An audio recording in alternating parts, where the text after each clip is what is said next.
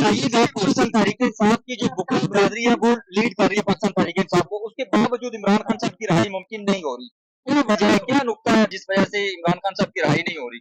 دیکھیے رہائی وکالتوں کے ذریعے اور عدالتوں کے ذریعے تو بہت پہلے ہو جانی تھی اگر اس ملک میں قانون کا راج ہوتا۔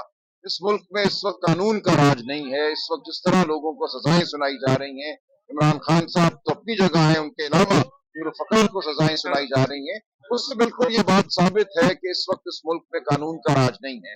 خان صاحب کی ٹرائل جس طرح چلی، تمام مقدمات جو ان کے خلاف بنائے گئے ان کی کوئی بنیاد نہیں ہے، ان کو ایک لمحے کے لیے بھی کھڑا نہیں رہنا چاہیے۔ 5 اگست کی جو پاکستان تحریک انصاف کی جو ہونے جا رہی ہے، آپ نے کال دی ہے احتجاج کی، دوسری جماعتیں تنقید کر رہی ہیں کہ کال احتجاج کی جنگ شروع ہونے سے پہلے ختم ہو گئی ہے۔